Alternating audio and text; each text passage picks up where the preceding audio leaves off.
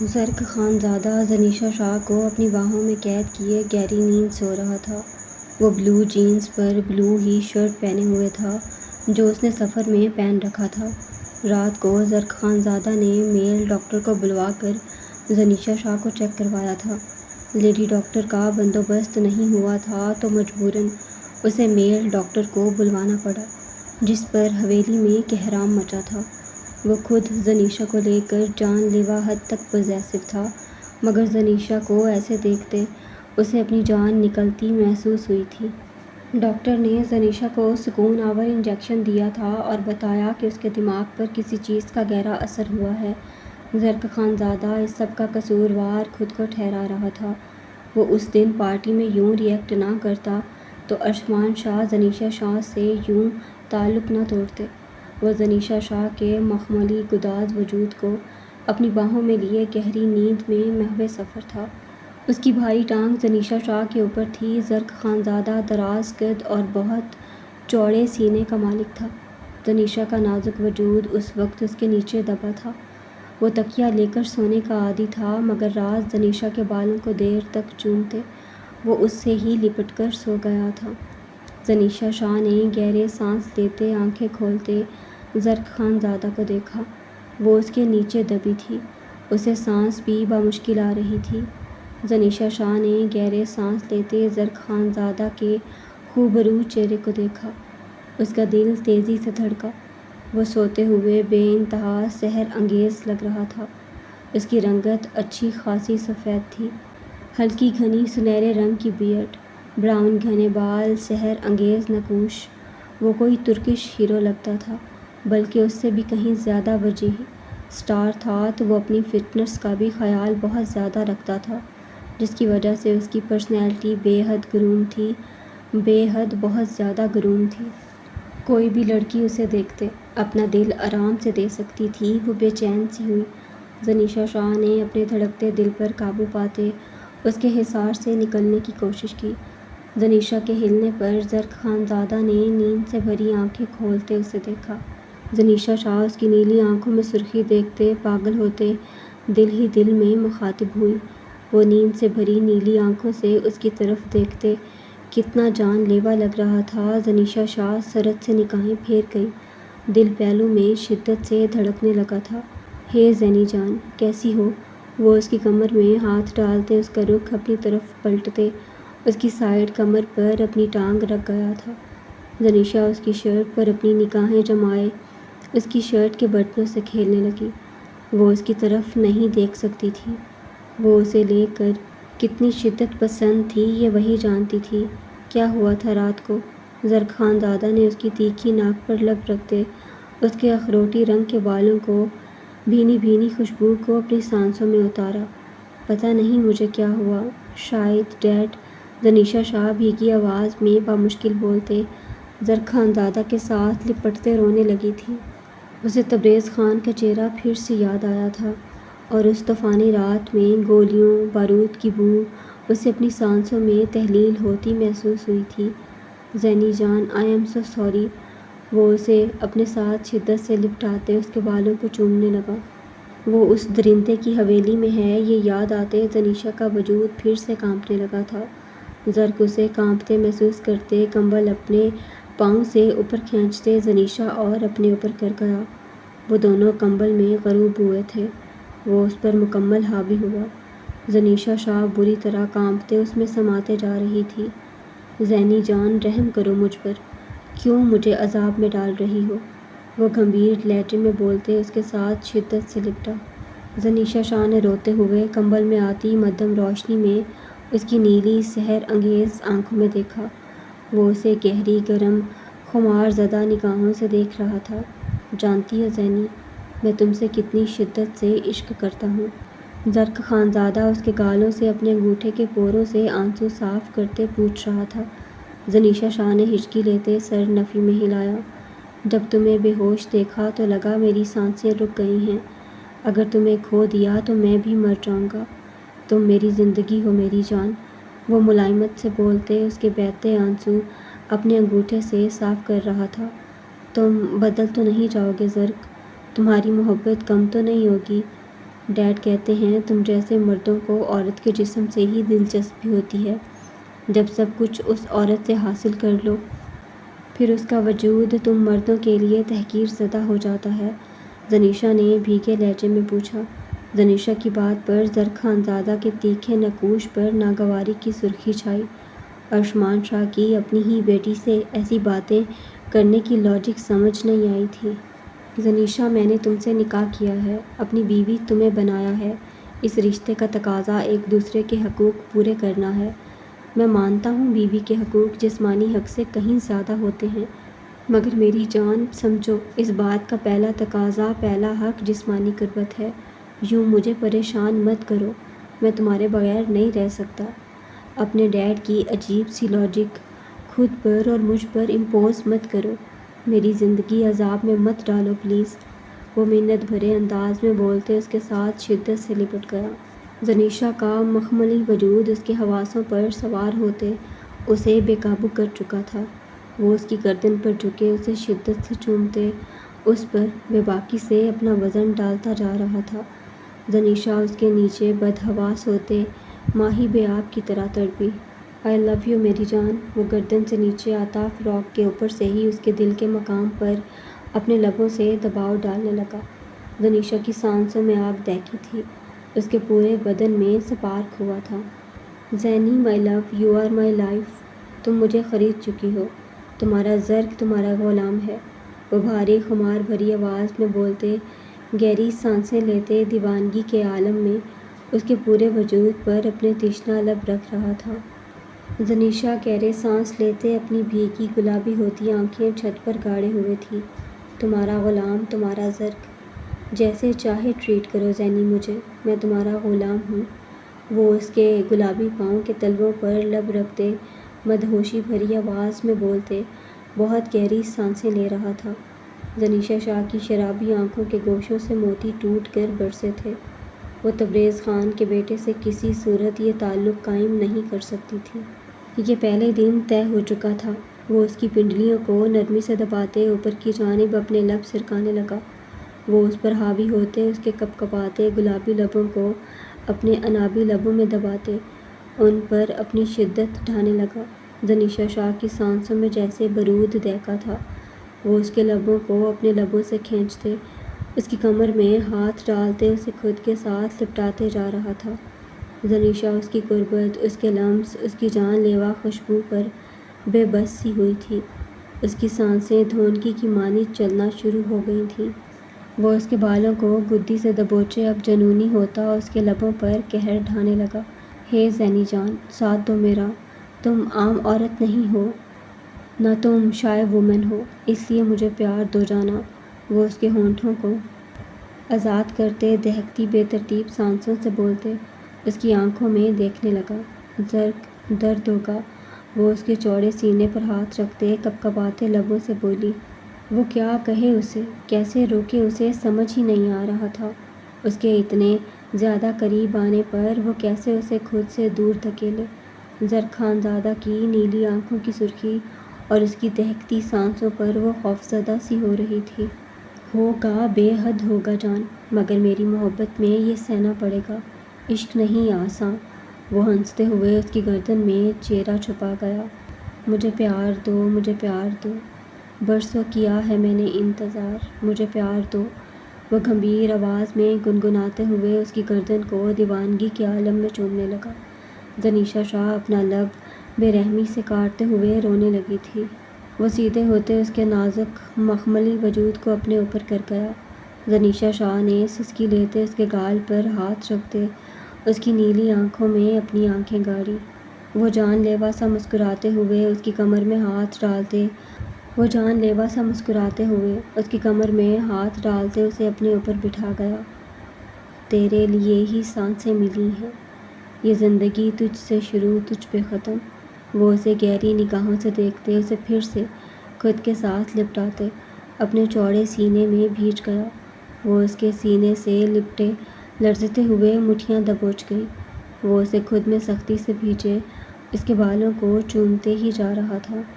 I love you Zeeni, my love, my life. وہ رخ پلٹے اس پر حاوی ہوتے اس کی کمر میں ہاتھ ڈالتے اس کی فراک کی زپ نیچے کھسکا گیا۔ وہ اس کی فراک کندھوں سے نیچے کھسکائے اس کے شولڈرز کو دیوانگی کے عالم میں چومنے لگا۔ اس کی فراک مزید نیچے کھسکی تھی۔ باقی کچھ پردے بھی کھسکنے لگے تو زنیشا شاہ دانت پر دانت جمائے زرق خان زادہ کے چوڑے سینے کو دونوں ہاتھوں سے دور دھکیل گئی۔ زرق خماری میں مدہوش سا اس پر جھکا تھا۔ وہ زنیشا شاہ کے دور دھکیلنے پر لڑکھڑاتے ہوئے تکیے پر گرا۔ زرق کی سانسوں میں طوفان مچا تھا۔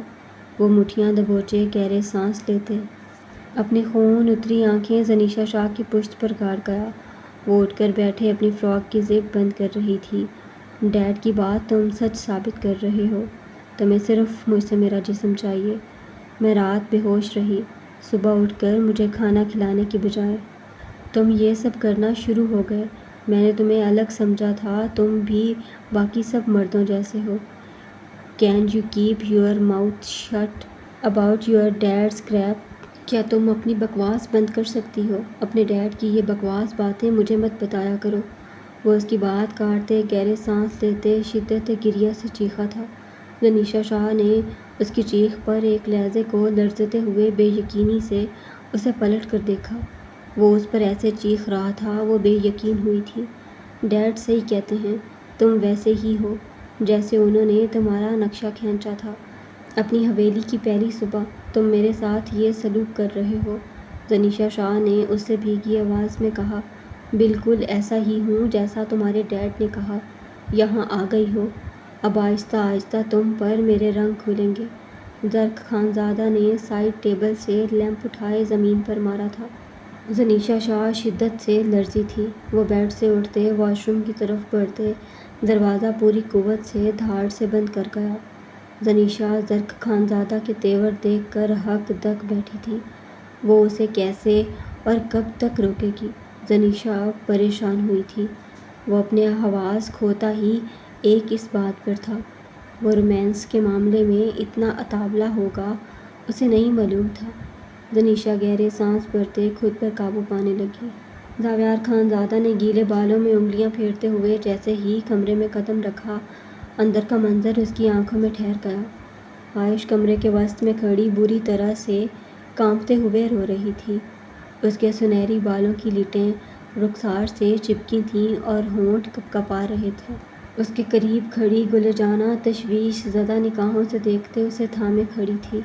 زاویار خان زادہ کے کمرے میں داخل ہونے پر عائش کی نیلی بھیگی آنکھیں زاویار خان زادہ کی سیاہ مقناطیسی سرخ ہوتی آنکھوں سے ٹکرائیں۔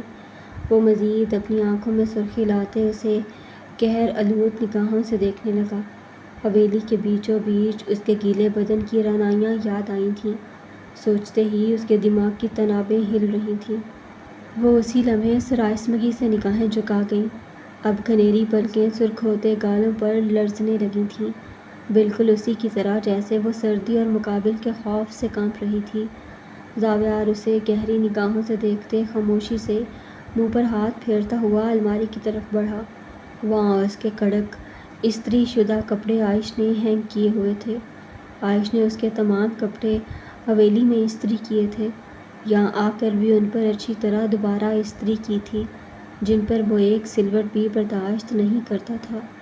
عائش نے یہی کام خاموشی سے دن رات سیکھا تھا۔ ایک بار پاگل ہے تم، اتنا بات پر اس سے ڈرتا ہے۔ یہ مرد لوگ عورت پر اپنا دھاک بٹھانے کے لیے ایسا ہی کرتا ہے۔ وہ تم کو اپنا کنٹرول میں رکھنے کے لیے ایسے کرتا ہے۔ گل جانہ نے اس کے کانپنے پر سرگوشی نما آواز میں کہا، جو پہلے ہی قید میں ہو اسے وہ کیا قابو کرے گا؟ میں ونی میں آئی ہوں، وہ اچھی طرح جانتا ہے میں اس کے شکنجے میں سوائے پھڑپھڑانے کے علاوہ کچھ بھی نہیں کر سکتی۔ عائش زخمی لہجے میں سسکی لیے بولی، قید میں نہیں نکاح میں ہو اس کے۔ اگر تم اس نکاح کو قید سمجھے گا تو عائش دم گھٹنے سے بہت جلد مر جائے گا۔ اس میں نقصان صرف تمہارا ہے، کیونکہ اب تم چاہ کر بھی اس سے چھٹکارا نہیں پا سکتا۔ گل جانہ سنجیدگی سے بولتے ہوئے سوٹ کیس سے میرون رنگ کے دھاگے کی کڑھائی والا گرم سوٹ نکالتے عائش کی طرف بڑھایا، جلدی سے بدل لو ورنہ بیمار ہو جائے گا۔ گل جانہ نے اس کے بری طرح کانپتے وجود کو دیکھتے اس کے گرد سے چادر اتاری۔ اس کے کپڑے پانی سے نچڑ رہے تھے، کمرے کا فرش بھی گیلا ہو رہا تھا۔ عائش نے کانپتے ہوئے اپنی کمر کی طرف ہاتھ لے جاتے اپنی فراک کی زپ نیچے کی۔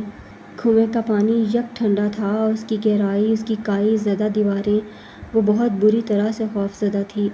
اوپر سے زاویار خان زادہ کا خوف اس کی جان نکال رہا تھا۔ اس کی خون اتری آنکھیں یاد کرتے اس کے اعصاب قطع ہو رہے تھے۔ وہ بخار میں ٹھٹھرتی حواس باختہ کھڑی تھی۔ عائش گل جانہ کے سامنے ہی اپنے کپڑے بدلنے لگی۔ گل جانہ اپنی نظریں چراتے ہوئے اس کی مدد کرنے لگی۔ وہ سوکھے پتے کی مانند کانپ رہی تھی، ایسا لگ رہا تھا ابھی گر جائے گی۔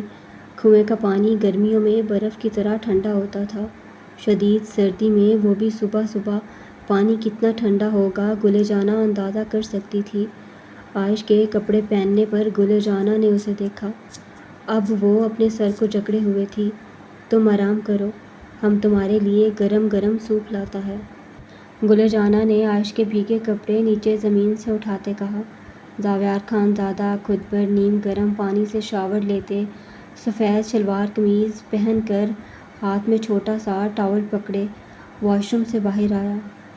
عائش کے جسم پر خشک کپڑے دیکھتے وہ ٹھٹک کر رکا تھا۔ سرخ و سفید رنگت مزید تیزی سے سرخ ہوئی تھی۔ کیا اس نے کپڑے گل جانہ کے سامنے بدلے؟ زاویار خان زادہ کی سانسوں میں آگ دہکی تھی، پورے وجود کی نیلی رگیں ظاہر ہوئی تھیں۔ وہ لب بھیجتے بمشکل خود پر قابو پاتے ڈریسنگ مرر کی طرف بڑھتے اپنے بال خشک کرنے لگا۔ گل جانہ عائش کو بازو سے جکڑے بیڈ کی طرف بڑھی تھی، اسے نرمی سے بیڈ پر بٹھاتے اس کی ٹانگوں پر رضائی دی۔ عائش نڈھال سی کراؤن کے ساتھ ٹیک لگا گئی۔ وہ مرر میں دیکھتے بال کو خشک کرتے عائش پر ہی اپنی خون اشام نگاہیں گاڑے ہوئے تھا۔ اس نے گل جانہ کے سامنے کپڑے بدلے۔ زاویار خان زادہ کا خون پھر سے کھولنے لگا تھا۔ زاویار اب اسے کچھ نہ کہنا، بیچارہ کو بخار ہو گیا ہے۔ گل جانہ نے زاویار کو دیکھتے لجاجت سے کہا۔ اسے عائش پر بے حد رحم آ رہا تھا۔ زاویار خان زادہ کو اس پر دھاڑتے ہوئے وہ دیکھ چکی تھی۔ کب نہیں ہوتا بخار، ہر دوسرے دن یہی بہانہ تو اس کے پاس ہوتا ہے۔ زاویار خان زادہ نے چبھتی نگاہ اس پر ڈالی، اپنے بالوں کو تولیے سے سختی سے رگڑنے لگا۔ اس نے گل جانہ کے سامنے کپڑے بدلے۔ زاویار خان زادہ کو اپنے پیروں سے تپش نکلتی محسوس ہو رہی تھی۔ عائش نے اس کے تانے پر گردن موڑتے زخمی نگاہ اس پر ڈالی۔ وہ مرر میں ہی اس کے عکس پر اپنی چبھتی نگاہیں گاڑے ہوئے تھا۔ دونوں کی آنکھیں پھر سے چار ہوئی تھیں۔ مقابل کی آنکھوں کی لالی گہری ہوتی دیکھتے عائش کے وجود پر مزید کپکپی طاری ہونے لگی۔ وہ نڈھال سی تکیے پر سر رکھتے رضائی کے اندر غروب ہو گئی تھی۔ اس کو سچ میں بخار ہے زاویار، تم ٹھہرا پہاڑوں کا اور پھر مرد، تم پر کنویں کا ٹھنڈا پانی نے شاید کچھ اثر نہیں کیا ہوگا۔ وہ بیچارہ تو نازک سا ہے، اوپر سے کنویں میں گرا، اس کا جگہ ہم بھی ہوتا ڈر جاتا۔ تم کو اس سے پیار کرنا چاہیے، تم اس کو ڈانٹ رہا ہے۔ گل جانہ نے نرم لہجے میں زاویار خان زادہ کو لتاڑنے کی کوشش کی۔ یہ کنویں میں گر گئی، اس لیے میں اس سے پیار کرتا۔ وہ دانت پیستے بڑبڑایا۔ شکر کریں میں اسے وہاں چھوڑ کر نہیں آیا، مجھے اب بے حد افسوس ہے، اس سے پیچھا چھڑوانے کا یہ بہتر آپشن تھا جو میں نے گنوا دیا۔ وہ رضائی میں غروب عائش کے وجود پر نگاہ ڈالتے دانت پیستے بولا۔ اس کی بات پر رضائی عائش کی سسکیوں سے لرزی تھی۔ اس کو تمہارا نرمی اور پیار کا ضرورت ہے زاویار، تمہارا جگہ عبداللہ ہوتا تو وہ تو ہمارا پیر دبا رہا ہوتا اس وقت۔ گل جانہ کی بات پر زاویار خان زادہ نے اب اسے سرخ نگاہوں سے گھورا تھا۔ وہ جھمتے ہوئے نگاہیں جمائے سرخ ہوئی۔ وہ اکثر بے دھڑک کچھ بھی کہہ دیتی تھی، اسے خود بھی پتہ نہیں چلتا تھا۔ گل جانہ سسٹ پٹاتے ہوئے عائش کے گیلے کپڑے پکڑے کمرے سے باہر نکل گئی تھی۔ زاویار خان زادہ تولیہ صوفے پر اچھالتے عائش کی طرف بڑھا، رضائی اس کے وجود سے اتارتے وہ اس پر جھکا۔ عائش کا سرخ چہرہ اور اس کا ٹھٹھرتا وجود دیکھتے وہ لب بھیج گیا۔ عائش اپنی نیلی بھیگی آنکھیں زاویار خان زادہ کی سرخ آنکھوں میں گاڑ گئی۔ وہ اس کے دونوں اطراف میں ہاتھ رکھتے اس پر جھکا ہوا تھا، اس کی کنڈیشن کے پیش نظر اس پر اپنا وزن نہیں ڈالا تھا۔ تم میری سوچ سے بھی زیادہ بے شرم لڑکی ہو عائش ملک۔ وہ اس پر جھکے اس کے نقوش پر اپنی سلگتی دہکتی سانسیں چھوڑتے غرا رہا تھا۔ عائش سردی سے کانپتے ہوئے اسے سہمی نگاہوں سے دیکھ رہی تھی۔ گل جانہ بھابھی کے سامنے کپڑے بدلے تھے۔ جاوید خان زادہ نے آئی برو اچکائے برفیلے لہجے میں سوال داغا جو کب سے اسے آگ لگائے ہوئے تھا۔ نہیں، عائش نے اسی لمحے سر نفی میں ہلایا۔ جھوٹ بول رہی ہو۔ وہ غصے سے اس کے شانوں کو جکڑے اس پر اپنے آہنی ہاتھوں کا دباؤ بڑھانے لگا۔ انہوں نے مجھے نہیں دیکھا تھا، عائش نے درد سے سسکی لیتے کہا۔ وہ اس کی بات پر جبڑے بھیجتے، اس کے شانوں کو اپنی آہنی گرفت سے آزاد کرتے، اپنی نیلی رگوں سے ابھرے ہاتھوں کو تکیے پر رکھ گیا۔ بہت بے شرم ہو تم عائش ملک، تمہاری بے شرمی کے سارے مظاہرے میں حویلی چل کر نکالوں گا۔ وہ غصے سے بولتے اس کے اوپر سے اٹھتے، ڈریسنگ مرر کی طرف بڑھتے، دراز سے اپنی ریسٹ واچ کلائی پر باندھنے لگا۔ عائش پھر سے رضائی اپنے چہرے پر کر گئی تھی۔ دلبر، ہوش نہ خبر ہے، یہ تیرا اثر ہے۔ وہ دانت پیستے اپنے کرتے کے بٹن جھنجھلاتے ہوئے بند کر رہا تھا۔ رات عائش کا ڈانس کرتے ہوئے اس کا پورا بدن ہلانا یاد آ رہا تھا۔ حویلی چل کر میرے سامنے کرنا دوبارہ اس گانے پر ڈانس۔ دیکھتا ہوں کتنی دیر تھرکتے ہیں تمہارے پیر۔ وہ غصے سے اب اپنے بالوں میں برش کرتے برش ٹیبل پر مار گیا۔ اس سے بیہودہ ڈانس نہیں دیکھا میں نے آج تک۔ وہ مرر میں نظر آتی رضائی میں دب کے اس وجود پر سرخ نظر ڈالتے کف لنکس لگا رہا تھا۔ تمہارے ڈانس کی وجہ سے میں کسی ڈانسر پر نگاہ نہیں ڈال سکا۔ میری نگاہوں کے سامنے میری اپنی بیوی آ رہی تھی، اتنا بے شرمی والا ڈانس جو کر رہی تھی۔ جسم کا کون سا حصہ تھا جو ہل نہیں رہا تھا؟ وہ غصے سے بولتے صوفے کی طرف بڑھتے اپنے شوز پہننے لگا۔ جلتی دہکتی نگاہیں بیڈ پر گاڑ گیا تھا۔ رضائی کے نیچے اس کا نازک وجود مسلسل ارتعاش کی کیفیت میں تھا۔ میری زندگی کا سب سے بڑا پچھتاوا تمہیں ونی میں لینا تھا۔ پتہ ہوتا تمہارے بغیرت بھائی کو ڈیرے پر ایک فائر سے موت دے دیتا تو تم جیسا عذاب میرے گلے نہ پڑتا۔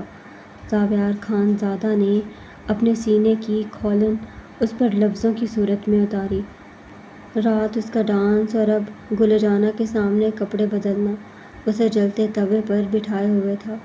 دل و دماغ جلتے بھانبڑوں کی لپیٹ میں تھا۔ گل جانہ دروازہ کھٹکھٹاتے ٹرے پکڑے اندر داخل ہوئی۔ جاوید گل جانہ کو سرد نگاہوں سے دیکھتے کھڑا ہو گیا۔ گل جانہ ٹرے سائیڈ پر رکھتے ہوئے عائش کے وجود پر سے رضائی اتارتے ہوئے اس پر جھکی۔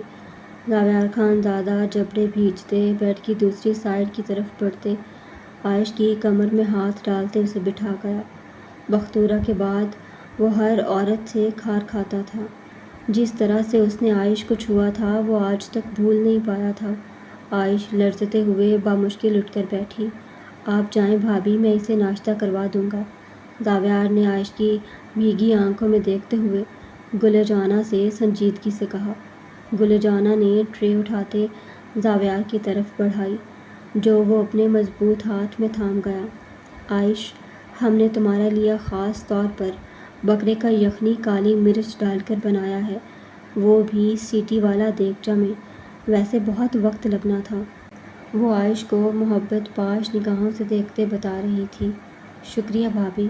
جاوید خان زادہ نے عائش کی بھیگی آنکھوں میں دیکھتے ہوئے بلدار خستہ پراٹھا یخنی میں ڈپ کرتے اس کی منہ کی طرف بڑھایا۔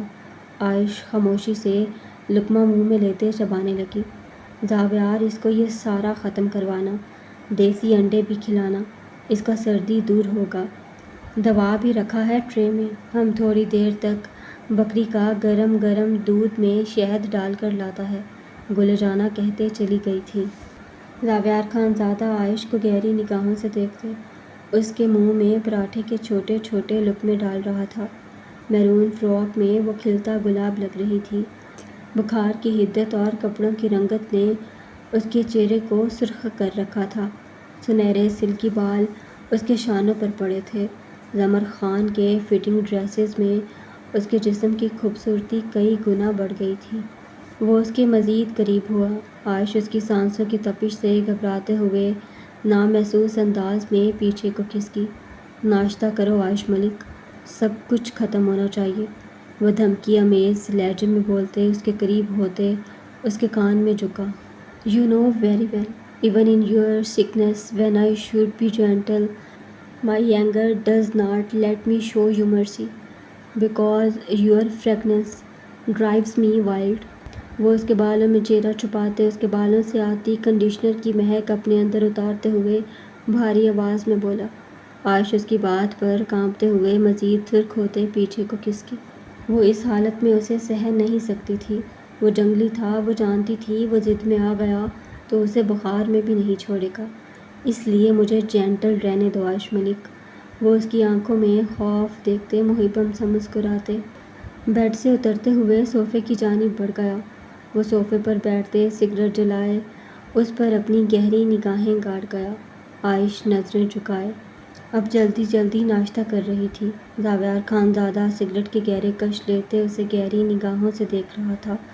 اس نے پورا پراٹھا اگلے 5 منٹوں میں فنش کر لیا تھا۔ یہ پہلی مرتبہ تھا اس نے اس کے سامنے پوری روٹی کھائی تھی، ورنہ وہ آدھی پونی روٹی بمشکل کھاتی تھی۔ یہ سوپ والا باؤل گھونٹ گھونٹ بھرتے ختم کرو۔ زاویار خانزادہ کے حکم پر اس نے بے بسی سے اسے دیکھا۔ ختم کرو۔ زاویار کا لہجہ سرد ہوا۔ عائش نے وہ باؤل لبوں سے لگایا۔ وہ گرم کالی مرچ والی یخنی گھونٹ گھونٹ بھر پی رہی تھی۔ وہ تھوڑی دیر میں ہی ختم کر گئی۔ انڈے بھی کھاؤ اور یخنی میں بچا گوشت بھی فنش کرو، وہ سرد لہجے میں حکم دیتے اپنا سر صوفے کی سطح پر رکھے آنکھیں موند گیا۔ عائش اسے بے بسی سے نم نگاہوں سے دیکھتے وہ سارا ناشتہ ختم کرنے لگی۔ اس نے زندگی میں اتنا ایک وقت میں کبھی نہیں کھایا تھا۔ زاویار سگریٹ ایش ٹرے میں مسلتے کھڑا ہوا۔ عائش سارا ناشتہ ختم کرتے ٹرے سائڈ ٹیبل پر رکھ چکی تھی۔ مجھے تم سے کوئی ہمدردی نہیں عائش ملک، میں نہیں چاہتا تھا یہاں تم چکراتی پھرو، اور جہاں تک تمہارے قریب آنے کی بات ہے، رات سے مجھے تم میں کچھ خاص اٹریکشن محسوس نہیں ہو رہی، عجیب سی بیزاریت ہو رہی ہے۔ وہ کل اس کی آنکھوں کی بیزاریت یاد کرتے ہوئے اپنا بدلہ شد و مت سے اتارتے لمبے لمبے ڈگ بھرتے چلا گیا تھا۔ عائش خاموشی سے تکیے پر سر رکھتے رضائی اپنے وجود پر اوڑھ گئی۔ یہاں آنے کا ایک فائدہ تو ہوا تھا، اسے پیٹ بھر کر کھانا مل رہا تھا۔ اس کی نیلی آنکھیں بھیگنے لگی تھیں۔ میں دعا کرتی ہوں تم ہمیشہ یوں ہی مجھ سے بیزار رہو زاویار خانزادہ۔ وہ کپ کپاتے لبوں سے دعا کرتے آنکھیں موندتے سونے کی کوشش کرنے لگی۔ کمرہ ٹھنڈا ہو رہا تھا، انگیٹھی بجھ چکی تھی۔ وہ انگیٹھی کی طرف بڑھتے پنجوں کے بل بیٹھتے اس میں کوئلے دہکانے لگا۔ واش روم کا دروازہ کھلنے پر زاویار خانزادہ نے گردن اٹھائے اسے دیکھا۔ وہ مجسم ہوا تھا، ہاتھ دہکتی انگیٹھی کو چھو گیا تھا۔ وہ سرعت سے اپنا ہاتھ پیچھے کھینچتے ہوئے انگیٹھی میں سلاخ کے ذریعے کوئلوں کو کریدنے لگا۔ وہ اپنی نگاہیں بہت مشکل سے اس کے وجود سے پھیرنے میں کامیاب ہوا تھا۔ وہ سرخ رنگ کی ڈیلیکیٹ میکسی میں ملبوس تھی، جس کی پیٹی پر ہیوی دبکے کا گولڈن ورک ہوا تھا۔ نیچے پینلز پر بھی ہیوی ورک ہوا تھا۔ سنہرے چمکتے بال کھلے تھے۔ وہ بغیر دوپٹے کے اس کے سامنے کھڑی دیوار کو تھامتے ہلکی ہلکی سردی سے لرز رہی تھی۔ چہرہ ابھی بھی بخار کی تمازت سے سرخ تھا۔ زاویار سرد و سپاٹ چہرہ لیے انگیٹھی پر اپنی نگاہیں گاڑے ہوئے تھا، اس کی طرف دوبارہ نہیں دیکھا تھا۔ وہ کچھ ہی سیکنڈ میں اسے اوپر سے نیچے دیکھتے اس کا مکمل جائزہ لے چکا تھا۔ اس نے دودیا گردن میں ہیوی میرون اینڈ گرین زرکون کا چوکر بھی پہنا ہوا تھا۔ وہ انگیٹھی میں دہکتے کوئلوں پر اپنی نگاہیں گاڑے اس کی گردن میں پہنے زیور کا رنگ یاد کرنے کی کوشش کر رہا تھا۔ وہ کیوں یاد کر رہا تھا وہ خود بھی نہیں جانتا تھا۔ جیسے کل ماتھا پٹی اٹریکٹ کی تھی، آج گردن میں پہنا چوکر اٹریکٹ کر گیا تھا۔ عائش مرر کی طرف بڑھتے اپنے سنہرے بالوں کا ڈھیلا سا جوڑا بنانے لگی۔ بخار کی وجہ سے اس کا دل ہی نہیں کر رہا تھا اپنے بال کھلے رکھے۔ اس کی کلائیوں میں پہنی سرخ کانچ کی چوڑیوں کی کھنک پورے کمرے میں گونج رہی تھی۔ زاویار خانزادہ لب بھیجے سرخ چہرے کے ساتھ بے مقصد دہکتے کوئلوں کو سلاخ کے ساتھ کرید رہا تھا۔ دوسرے لمحے اس نے جبڑے بھیجتے وہ سلاخ زمین پر پوری قوت سے ماری تھی۔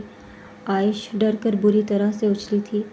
وہ زمین سے اٹھتے الماری سے اپنی سیاہ شلوار قمیض نکالتے تیزی سے واش روم کی طرف بڑھ گیا۔ عائش اپنی نیلی بھیگی آنکھیں رگڑتے ہوئے اپنا میک اپ کرنے لگی۔ عائش دوپٹہ اپنے بالوں پر اچھی طرح سے اٹیچ کرتے اس دوپٹے سے سینہ بھی کور کر گئی تھی۔ ریڈ دوپٹے کے حالے میں اس کا حسن دو آتشہ ہو گیا تھا۔ آنکھوں پر گولڈن شمری شیڈ، اس پر اس نے بہت مہارت سے آئی لائنر بھی لگایا ہوا تھا۔ نیلی آنکھوں میں بہت گہرا کاجل لگایا تھا۔ گالوں پر پنک ہائی لائٹر لگائے ہوئے تھی۔ اس کے بے حد خوبصورت نقوش مزید نکھر گئے تھے۔ عائش ریڈ لپسٹک لگاتے میک اپ کو فائنل ٹچ دینے لگی۔ زاویار خانزادہ شاور لیے سیاہ شلوار قمیض پہنے باہر آیا۔ وہ اپنی قمیض کے بٹن بند کرتے سنجیدگی سے مرر کی طرف بڑھا۔ مرر میں زاویار کے سرد سرخ تنے ہوئے نقوش دیکھتے عائش کا ہاتھ ایک لمحے کو کپکپایا تھا۔ دوسرے لمحے وہ مرر میں دیکھتے احتیاط سے لپسٹک لگانے لگی۔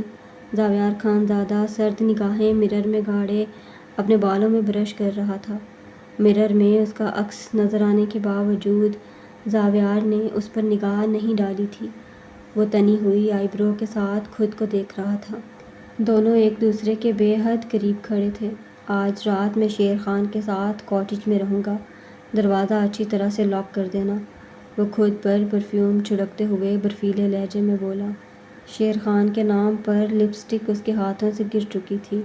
عائش جلدی سے جھکتے لپسٹک اٹھاتے اپنے متغیر رنگت چھپانے لگی۔ زاویار خانزادہ نے الماری کی طرف بڑھتے اپنی سیاہ مردانہ شال نکالتے اپنے کندھوں پر ڈالی۔ وہ سیاہ چمکتے شوز پہنتے بنا اس پر کوئی بھی نگاہ ڈالے کمرے سے نکل گیا تھا۔ زاویار خانزادہ بیزاری سے شیر خان کے کاٹیج میں بیٹھا تھا۔ یہ کاٹیج شیر خان کی حویلی سے دور ایک بیابان پہاڑ پر موجود تھا۔ لکڑی کا یہ خوبصورت کاٹیج 2 کمروں اور ایک بہت بڑے لاؤنج، ایک عدد کچن پر مشتمل تھا۔ کاٹیج کے لاؤنج میں رکھے گئے آرام دہ صوفوں پر اس وقت شیر خان، زاویار خانزادہ اور ان دونوں کے 5 دوست اور بھی تھے۔ کاٹیج میں میوزک گونج رہا تھا۔ شیر خان کی بلائی ہوئی رقاصائیں ڈانس کر رہی تھیں۔ یہ ڈانسرز شیر خان نے پشاور سے منگوائی تھیں۔ یہاں جو کچھ بھی ہو رہا تھا مکمل چھپ کر ہو رہا تھا۔ عبداللہ خان داؤد خان کو اس بارے میں کچھ نہیں پتہ تھا۔ شیر خان اور زاویار خانزادہ کے ماموں جان محمد کو بھی کچھ نہیں پتہ تھا۔ اگر جان محمد یا عبداللہ خان کو پتہ چلتا، وہ شیر خان کو جان سے مار ڈالتے۔ یہاں یہ سب کچھ نہیں ہوتا تھا۔ شادی تک بہت سادگی سے ہوتی تھی، تو رقاصاؤں کو بلانے کا سوال ہی پیدا نہیں ہوتا تھا۔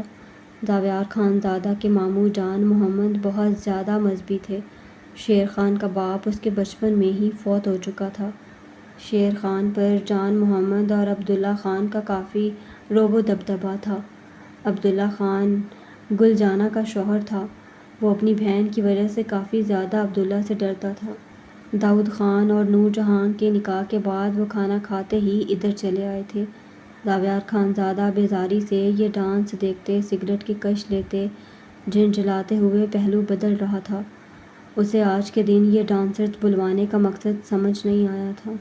کل مہندی پر بھی اس نے یہ پروگرام رکھا تھا، مگر آج بارات والے دن وہ سمجھ نہیں پا رہا تھا۔ زاویار خانزادہ نے پہلو بدلتے بے چینی سے سگریٹ کا گہرا کش لیتے ڈانس کرتی رقاصہ پر نگاہ ڈالی، جو مختلف سٹیپس لے رہی تھی۔ زاویار جھنجھلاتے ہوئے اپنی ہلکی گھنی بیئرڈ ایک ہاتھ سے رب کرنے لگا۔ دل و دماغ عائش کے کل والے ڈانس میں الجھا تھا۔ وہ کسی بھی رقاصہ پر نگاہ ڈالتا تو عائش یاد آ جاتی۔ وہ مزید بری طرح جھنجھلاتے بل کھانے پر مجبور ہو جاتا۔ ان رقاصاؤں کو دیکھ کر کم سے کم اسے اپنی بیوی نہیں یاد آنی چاہیے تھی، مگر اس نے کل بھی کسی پر نگاہ نہیں ڈالی تھی۔ آج بھی وہ کسی ایک پر نگاہ نہیں ڈال سکا تھا۔ عائش سے نکاح سے پہلے وہ اپنے دوستوں کے بیچ یہ سب انجوائے کر لیتا تھا، مگر کل سے اس کے وجود پر صرف بیزاری غصہ چھایا تھا۔ عائش کا عورتوں کے سامنے ڈانس کرنا یاد کرتے بھی وہ جلتے توے پر خود کو بیٹھا محسوس کرتا۔ کل وہ یلو کلر کے لہنگا چولی میں اس کی نگاہوں میں جھٹ سے اتر آئی تھی۔ آج سرخ دبکے دار میکسی میں ننگے کندھوں پر بکھرے سنہرے گندم کی ڈالیوں جیسے لمبے بال، گردن میں بھاری زرکون چوکر میرون اینڈ گرین رنگ کا۔ وہ اس پر ہیوی چوکر میں لگے بیڈز کا رنگ یاد کرتے اپنی گردن سہلانے لگا۔ وہ کون سے رنگ تھے؟ وہ جھنجھلاتے ہوئے پھر سے سوچنے لگا۔ سیاہ سرخ نیلے رنگ کی اسے پہچان تھی، باقی رنگ وہ پہچان نہیں کر پاتا تھا۔ مگر سردار زاویار خان زادہ آج ان رنگوں میں کیوں خود کو الجھا رہا تھا، وہ یہ بھی نہیں سمجھ پا رہا تھا۔ وہ سگریٹ کا کش لیتے اپنے بازو صوفے کی سطح پر دائیں بائیں پھیلائے گردن پیچھے کو ڈھلکاتے آنکھیں موند گیا۔ جلتا سگریٹ وہ لبوں میں دبائے ہوئے تھا۔ وہ بے چین ہوتے آنکھیں کھول گیا۔ سرخ لباس میں اس کا دو آدھچا وجود اس کی آنکھوں کے پردوں پر چلمن بھر کر ابھر آیا تھا۔ وہ ابر نساں کے شفاف پہلے قطرے کی مانند حسن و نوخیز کمسن مخملی وجود، وہ نیلی سمندری گہری آنکھیں جن میں گلاب کی نمی ہر وقت ٹھہری ہوتی تھی، وہ کپکپاتے نرم لب جنہیں چھونے کے لیے وہ کل بھی بےتاب ہوا تھا۔ وہ عائش ملک کی قربت، اس کی خوشبو کے لیے بے چین ہو رہا تھا۔ وہ سچ میں اس کے لیے حق ملکیت کا وہ نشہ تھا جس کا زہر رگوں میں اتر رہا تھا۔ وہ کل سے اس سے بیزاریت کا ناٹک کرتے اپنی انا کو تسکین دے رہا تھا، مگر حقیقت اس کے برعکس تھی۔ اس کے دور جھٹکنے پر وہ زیادہ اس کے حواسوں پر سوار ہو چکی تھی۔ وہ اس کا ایڈکٹ ہو چکا تھا، ایسا نشہ جو بروقت نہ ملے تو بدن ٹوٹنے لگے۔ اس کے جوان جذبوں میں طغیانی مچی تھی۔ اس کا دور جھٹکنا، ان نیلی آنکھوں کی بیزاریت پر وہ بری طرح سے سلگ رہا تھا۔ وہ جب کبھی اس سے بیزار نہیں ہوا تھا، وہ کیسے اس جیسے سحر انگیز مرد کی قربت، اس کے لمس سے بیزار ہو سکتی تھی؟ پھر وہ اس کا شوہر ہے، کم عمر لڑکی کا دل جو پہلے کسی مرد کے لیے نہ دھڑکا ہو، وہ تو کورے کاغذ کی طرح ہوتا جس پر سیاہ سیاہی سے لکھا جائے، وہ روشنائی کی مانند ثبت ہوتا ہے۔ اس کی بیوی کا دل تو نا تجربہ کار ہے جو کبھی کسی اور کے لمس سے آشنا بھی نہیں ہوا۔ وہ سمجھتا تھا جو جذبہ بھی پہلی بار اس پر نقش ہوتا وہ کبھی مٹے گا نہیں، بلکہ وقت کے ساتھ اس کا عکس اور گہرا ہوتا چلا جائے گا۔ وہ اپنے لبوں میں سگریٹ دبائے ہوئے آنکھیں موندے ضبط کی انتہا پر تھا۔ شیرخان نے زاویار کو گہری نگاہوں سے دیکھا۔ وہ صوفے سے اٹھتے اس کی طرف بڑھتے، اس کے لبوں میں دبا سگریٹ کھینچ کر نکالتے، زمین پر پھینکتے، اپنے شوز کے نیچے مسلنے لگا۔ زاویار خان زادہ نے سیدھے ہوتے اسے گھور کر دیکھا۔ کیوں اپنا جگر جلا رہے ہو اس زہریلے دھوئیں سے؟ شیرخان نے ہنستے ہوئے تھوڑا سا جھکے زاویار کے سامنے ٹیبل پر شیشے کا گلاس رکھا۔ تو کیا اس سے جلاؤں اپنا جگر؟ زاویار خان زادہ نے گلاس میں موجود مشروب کو دیکھتے ناگواری سے کہا۔ جواباً شیرخان کا برجستہ قہقہ گونجا تھا۔ یہ تمہارے لیے ہے، حرام نہیں ہے، حلال ہے 100%۔ اسے پیو اور اپنا سینہ ٹھنڈا کرو۔ شیرخان اپنی گردن میں مفلر انداز میں ڈالی سیاہ مردانہ شال کو جھٹکتے ہوئے مسکرایا۔ زاویار خان زادہ نے گلاس اٹھائے اسے مشکوک نگاہوں سے دیکھا۔ جیسا بھی ہوں زاویار، غلط صحیح مگر اپنے لیے ہوں، گناہ کرتا ہوں مگر کسی دوسرے کو اس گناہ میں شریک نہیں ٹھہراتا۔ قبر میں اپنے کیے ہوئے گناہوں کا حساب دے لوں بڑی بات ہے، مجھے تمہارے گناہوں کا بوجھ اپنے کندھے پر نہیں لینا۔ تم جانتے ہو شیرخان ایسا نہیں۔ شیرخان نے سنجیدگی سے کہتے ٹیبل سے گلاس اٹھائے زاویار خان زادہ کو پکڑایا، جسے زاویار خان زادہ نے تھامتے شیرخان کو سنجیدگی سے دیکھا۔ یہاں تم سب آئے ہو، یہ تم سب کی اپنی مرضی تھی، میں نے مجبور نہیں کیا۔ اگر تم اور باقی دوست منع کرتے میں اکیلے میں ہی جی بہلا لیتا۔ تم لوگوں کے اس گناہ میں بھی میں حصے دار نہیں۔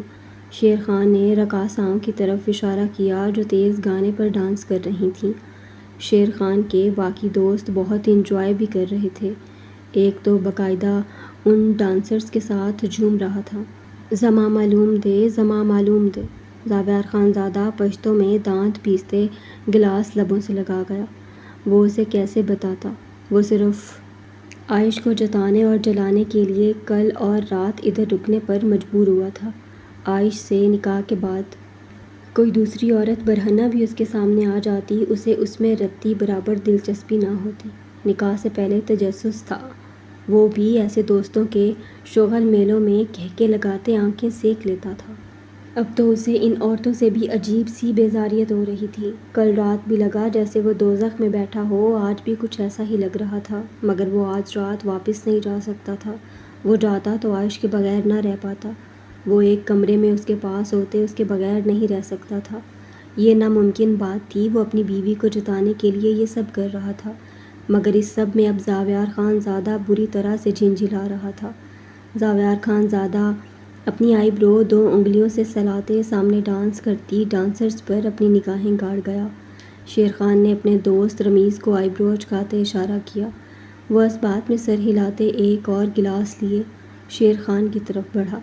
شیر خان نے گلاس تھامتے ہوئے زاویار کی طرف بڑھایا۔ انرجی ڈرنک ہے، تمہیں اچھا لگے گا، ٹھنڈے ہو جاؤ گے۔ شیر خان زاویار کو دیکھتے گہرا مسکرایا۔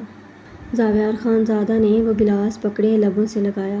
عائش کو اپنے دماغ سے نکالنے کے لیے اسے اس دوزخی ماحول میں خود کو زبردستی ڈھالنا تھا، چاہے یہ عمل خود کو راکھ میں دفن کرنے جیسا ہی کیوں نہ ہو۔ زاویار خان زادہ نے اپنے سر کو جکڑے سامنے کھڑی ڈانسرز کو دیکھا۔ اسے اپنا سر گھومتا محسوس ہوا۔ شیر خان جلدی سے اپنے دوستوں کی طرف بڑھا۔ کسی بھی حال میں یہ آج یہاں سے باہر نہ نکلے۔ اگر یہ کوشش کرے تو کسی عورت میں الجھا دینا۔ شیر خان نے جھکتے ہوئے اپنے دوست رمیز کے کان میں سرگوشی کی۔ اس نے اپنا سر اس بات میں ہلایا تھا۔ شیر خان بھاری قدموں سے دروازے کی طرف بڑھا۔ وہ پلٹتے ہوئے پھر سے اپنے دوستوں کی طرف بڑھا۔ اسے مزید مت پلانا، اسے عادت نہیں۔ وہ زاویار خان زادہ کو سر کو جھٹکتے دیکھتے اپنے دوستوں سے آہستگی سے بولا، تم جاؤ، فکر نہ کرو، یہ نہیں آئے گا۔ شراب سے نہیں، شباب سے کام چلا لیں گے۔ عورت کا تو عادت ہے اسے۔ وہ ذومینی انداز میں مسکرایا۔ یہ صرف رقاصائیں ہیں، زیادہ بکواس کرنے کی ضرورت نہیں۔ انہیں ان کی مرضی کے بغیر چھونے کی ضرورت نہیں۔ باہر میرا گارڈ کھڑا ہے۔ یاد رکھنا۔ شیر خان اس کی ذومینی بات سمجھتے گرایا۔ اچھا، پھر سردار زاویار کو کیسے کسی عورت میں الجھانا ہے؟ شیر خان کے دوسرے دوست شمیم نے اب کڑوے منہ کے ساتھ پوچھا۔ میری بات ہو چکی ہے، وہ اتنا ہی کرے گی جتنا میں نے کہا ہے، اور مجھے یقین ہے زاویار بہت آگے نہیں بڑھے گا۔ وہ دبی آواز میں اسے سرخ نگاہوں سے گھورتے لفظ چباتے بولا، ویسے بھی جس کے پاس عائش ملک جیسی عورت ہو، وہ کیسے کسی دوسری عورت کے قریب جا سکتا ہے؟ وہ عورت نہیں، آگ ہے جو وجود کو جلانا اچھی طرح جانتی ہے۔ شیر خان زاویار خان زادہ کو بغور دیکھتے زیر لب آہستگی سے خود سے ہی بولا تھا۔ دوسرے لمحے وہ لمبے لمبے ڈگ بھرتا وہاں سے واک آؤٹ کر گیا تھا۔ التمش خان زادہ ان لوگوں کے ڈیرے پر رکا ہوا تھا۔ وہ حویلی کے اندر مردان والی سائڈ پر بھی نہیں گیا تھا۔ وہ اس وقت ڈیرے پر ایک گرم کمرے میں بیڈ پر لیٹے ہوئے خود پر رضائی اچھی طرح اوڑھے ہوئے تھا۔ کمرے کے وسط میں انگیٹھی دہک رہی تھی۔ وہ سفید شلوار پر سفید سینڈوں میں ملبوس رضائی سینے تک اوڑھے اپنے دونوں بازو اپنے سر کے نیچے باندھے چت لیٹا ہوا تھا۔ اس کی براؤن آنکھوں سے نیند کوسوں دور تھی۔ زاویار کی فیملی سب مہمان نوازی میں بہت اچھے تھے۔ 3 وقت کا عالی شان کھانے کی ٹرے سجی اسے پہنچائی جاتی تھی۔ قہوہ، سردیوں کی سوغات، پنجیری گرم خالص دودھ کے ساتھ اس کے لیے بھجوائی جاتی۔ آج مہندی میں بھی سب اسے پوچھ رہے تھے۔ اگر کوئی نظر انداز کر رہا تھا وہ صرف زاویار خان زادہ تھا۔ وہ زاویار خان زادہ کی فطرت کو جانتا تھا۔ یہ سب کچھ وہ اگر کرتا تو وہ تڑپ کر اسے گولیوں سے بھون ڈالتا۔ ایسا ہی تھا وہ خود کے معاملے میں۔ کوئی اسے اگنور کرے، اس کی انا پرست ذات کو گوارا نہ تھا۔ خود چاہے جو بھی کرتا رہے۔ وہ تلخی سے سوچتے سگریٹ کا پیکٹ اور لائٹر تکیے سے نکالتے سگریٹ کو لبوں میں دبائے جلانے لگا، بالکل اپنی بے رحم مغرور بہن جیسا تھا۔ وہ مزید تلخی سے سوچتے خود کو اذیت دینے لگا۔ وہ کیا کرتا؟ وہ اپنے دل کے ہاتھوں مجبور تھا۔ وہ زاویار خان زادہ کو نہیں چھوڑ سکتا تھا۔ پوری دنیا بھی اسے چھوڑ دیتی، وہ اس کے ساتھ تب بھی کھڑا ہوتا۔ التمش خان زادہ بے چینی سے اٹھتے کمرے کے وسط میں اضطرابی انداز میں چکر لگانے لگا۔ زاویار خان زادہ نے اسے سختی سے کل اور آج اپنے ساتھ آنے سے منع کر دیا تھا۔ وہ جانتا تھا وہ اس وقت شیر خان کے ساتھ اس کے کاٹیج پر تھا۔ وہاں کیا ہو رہا تھا وہ یہ بھی جانتا تھا۔ پہلے بھی تو وہ ایسی محفلوں میں زاویار خان زادہ کے ساتھ جاتا تھا، وہ لوگ ساتھ بیٹھتے کہکے لگاتے۔ اب کیا ہو گیا تھا ایسا؟ التمش خان زادہ جھنجھلاتے ہوئے اپنی پچھلی گردن سہلانے لگا۔ کیا خان میرے اور اپنے درمیان نئے رشتے کی وجہ سے یہ سب کر رہا ہے؟ وہ رکتے ہوئے پریشانی سے سوچنے لگا، کیا ہو رہا ہے ایسا کاٹیج میں؟ وہ اپنی ہی سوچ کو جھٹلا گیا تھا۔ نہیں، خان عائش بی بی سے نکاح کرنے کے بعد یہ سب نہیں کر سکتا۔ اگر کرنا ہوتا تو پہلے ہی کر لیتا۔ وہ حرام کاری نہیں کرتا۔ التمش خان زادہ نے دروازے کے ہینگر پر لٹکی اپنی قمیض پہنتے اس پر گرم کوٹ پہنا، اس پر براؤن پارکول ہیٹ پہنے باہر نکل آیا۔ اب وہ برآمدے میں ٹہلتے شیر خان کے متعلق سوچ رہا تھا۔ شیر خان انسان غلط نہیں تھا، مگر کچھ تو غلط تھا جو وہ دیکھ رہا تھا مگر زاویار خان زادہ نہیں دیکھ پا رہا تھا۔ زر زمین عورت سے بچ کر رہنا چاہیے، ان کو اپنی زندگی ماننے والا اپنی جان سے جاتا ہے۔ زاویار خان زادہ کے لفظ اس کی سماعتوں میں گونجے تھے۔ عورت تو اس کی بھی زندگی تھی، مگر ایک عورت کے عشق میں ابھی تک التمش خان زادہ کے دماغ کو اپنے قابو میں نہیں کیا تھا۔ خان آج کل کس کے چکر میں ہے، جو سامنے ہوتے ہوئے بھی وہ دیکھ نہیں پا رہا جو میں دیکھ سکتا ہوں؟ وہ سگریٹ کا مرغولا اڑاتے ہوئے دانت پر دانت جما گیا۔ سردی کی شدت نے اس کے نقوش بے تحاشا سرخ کر دیے تھے۔ عورت یعنی عائش ملک۔ التمش خان زادہ یکدم رکا تھا۔ تو ونی میں آئی ہوئی عائش ملک سردار زاویار خان زادہ کے دماغ کو اپنے قابو کر چکی ہے۔ وہ جلتا سگریٹ انگلیوں میں دبائے برآمدے میں رکھی کرسی پر بیٹھے سامنے نگاہیں جما گیا، جہاں ڈیرے کے گیٹ کو دھند اپنی لپیٹ میں لیے ہوئے تھی۔